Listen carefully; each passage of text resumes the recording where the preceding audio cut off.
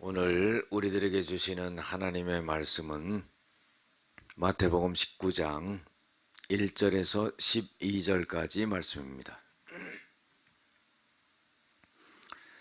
예수께서 이 말씀을 마치시고 갈릴리를 떠나 요단강 건너 유대 지경에 이르시니 큰 무리가 따르거늘 예수께서 거기서 그들의 병을 고치시더라.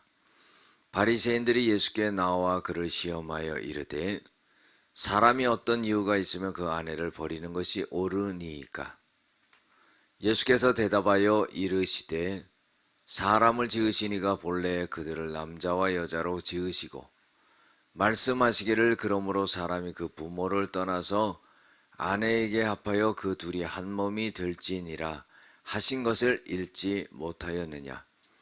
그런즉 이제 둘이 아니요 한 몸이니 그러므로 하나님이 짝지어 주신 것을 사람이 나누지 못할지니라 하시니 여짜오되 그러면 어찌하여 모세는 이혼 증서를 주어서 버리라 명하였나이까? 예수께서 이르시되 모세가 너희 마음의 완악함 때문에 아내 버림을 허락하였거니와 본래는 그렇지 아니하니라. 내가 너희에게 말하노니 누구든지 음행한 이유 외에 아내를 버리고 다른 데 장가드는 자는 간음함이니라. 제자들이 이르되 만일 사람이 아내에게 이같이 할진대 장가들지 않는 것이 좋겠나이다. 예수께서 이르시되 사람마다 이 말을 받지 못하고 오직 타고난 자라야 할지니라. 어머니 태로부터 된 고자도 있고 사람이 만든 고자도 있고 천국을 위하여 스스로 된 고자도 있도다. 이 말을 받을 만한 자는 받을지어다. 아멘. 오늘은 하나님 나라를 위한 결혼 언약과 독신이라는 제목을 갖고 함께 은혜를 나누고자 합니다. 예수님께서 유대 지경으로 유대 땅으로 들어가셨을 때에 큰 무리가 따랐습니다. 그때에 많은 병자들을 예수님이 고쳐주셨다 그랬어요. 예수님은 공생의 기간에 세 가지 일을 하셨습니다. 가르치고 또 복음을 전파하고 그리고 치유하는 그런 일을 하셨습니다. 3절부터 6절까지 보면은요, 바리새인들이 예수님께 와서 예수님을 시험합니다. 어떤 사람이 이유가 있어서 그 아내를 버리는 것이 옳습니까? 이런 질문을 하게 되죠. 그때 예수님께서 이렇게 말씀하십니다.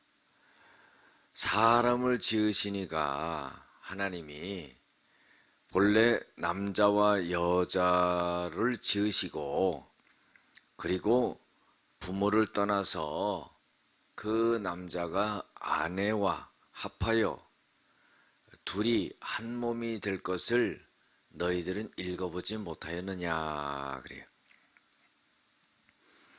그런즉 그 남녀는 둘이 아니요 한 몸이니 그러므로 하나님이 짝지어 주신 것을 나누지 못할 것이라 이런 말씀을 하세요. 바리새인들이요 예수님께 아내를 버리는 것이 옳습니까? 왜 이런 질문을 했을까요? 여러분들 그때 당시에 여권이 없었습니다. 여자분들의 어떤 그 권리가 없었어요. 성경에 보면은요 숫자를 셀 때도 아이들과 여자를 빼고 남자들만 숫자로 센 것을 볼 수가 있어요. 그것은 무엇을 의미하냐면은 어떤 한 인간으로서의 존중을 받지 못했다 하는 것을 알 수 있죠. 그러면 그 당시에 남자들이 여자를 볼 때 자기 눈에 좋게 보이는 그 여인을 아내로 데리고 옵니다. 그리고 살다가 실증이 나면은요 그냥 버리는 거죠. 여러분들 물건을 갖다가 취하고 버리는 거지 사람을 그렇게 물건처럼 취하고 버려서는 안 되는 겁니다. 그런데 질문 자체가 그렇게 아내를 버리는 것이 옳습니까? 이런 질문을 하는 거예요. 예수님은요, 하나님이 남자와 여자를 만드시고 짝지어 주셨는데 나누는 것이 옳지 못하다 이런 말씀을 하시죠. 다시 질문을 합니다. 7절에 보면은 여짜오되 그러면 어찌하여 모세는 이혼 증서를 주어서 버리라 명하셨나이까? 그래서 여러분들 예수님은요 이런 대답을 하십니다. 모세가 너희의 마음의 완악함 때문에 아내의 버림을 허락하였거니와 본래는 그렇지 아니하니라.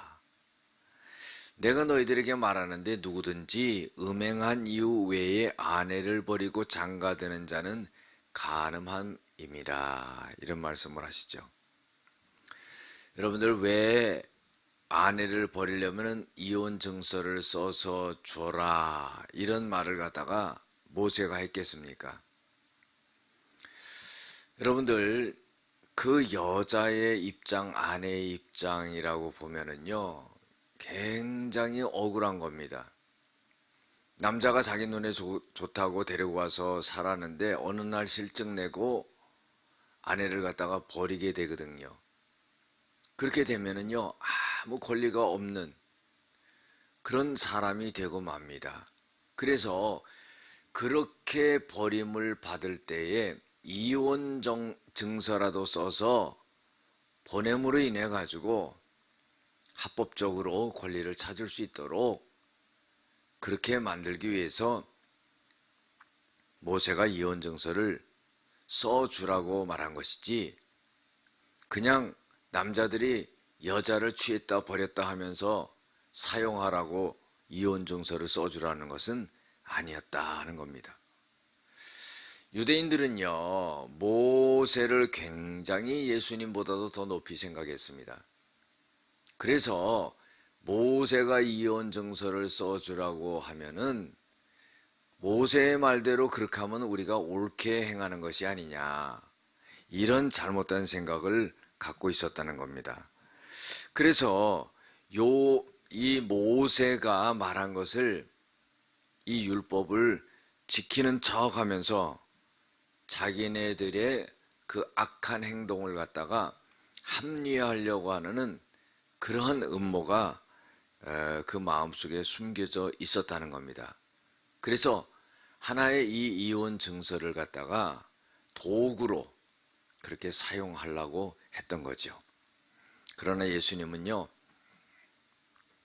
아내가 음행한 연고가 없다면은 그 아내를 버려서 안 되고 또 그 아내를 버리고 다른 데 장가되는 사람은 간음한 사람이다. 분명하게 이렇게 말씀하고 있는 것을 볼 수가 있습니다. 그때 제자들이요 예수님 앞에 물어봅니다. 만일 사람이 아내에게 이같이 할진대 장가들지 않는 것이 좋겠습니다. 이런 말을 하죠. 이것은 어떤 질문입니까? 마음에 들지 않는 결혼 생활에 얼매일 위험이 있으니 결혼을 안 하는 것이 좋지 않겠습니까? 이렇게 예수님에게 물어봅니다. 그러나 하나님께서 세우신 이 결혼법에 대해서 자기 나름대로 그렇게 판단하고 생각하지 말고 하나님이 이 결혼을 통해서 인간이 행복한 삶을 살아갈 수 있도록 만들어 주신 것이기 때문에 하나님의 뜻대로 이 결혼법의 깊은 의미를 알고 남자와 여자가 만나서 결혼을 하고 가정을 이루고 행복하게 사는 것이 이것이 하나님의 뜻에 합당한 것이다 하는 것을 우리가 알아야 된다는 겁니다. 그래서 예수님께서는요 이렇게 말씀하세요. 11절 12절에 보면은 사람마다 이 말을 받지 못하고 오직 타고난 자야 할지니라 그랬어요. 이거는 뭐냐면은 결혼에 결격 사유가 있는 사람들만 결혼하지 않고 그렇게 살아야 된다 하는 것을 말해주는 거죠. 그것은 결격 사유라는 것은 뭐냐면은 12절에 어머니의 태로부터 된 고자도 있고 사람이 만든 고자도 있고 천국을 위하여 스스로 고자된 자도 있도다. 이 말을 받을 만한 자는 받을지어다. 그러니까 고자된 자 외에는 결혼하고 가정을 갖고 잘 사는 것이 바람직하다 하는 것을 예수님이 말씀하신 것입니다. 여러분들, 하나님이 만든 기관 중에서 두 가지 중요한 기관이 있는데 하나는 교회고 하나는 가정입니다.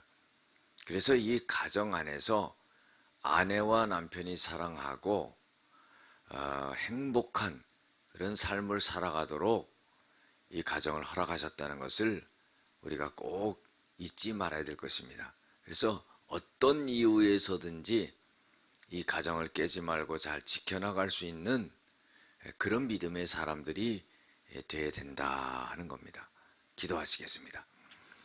은혜와 사랑이 많으신 아버지 하나님, 하나님 나라를 위한 결혼의 언약을 귀중하게 여기고 하나님이 주신 그 가정을 잘 지켜나가며 살아갈 수 있게 도와주시옵소서. 예수님의 이름으로 기도드렸습니다. 아멘.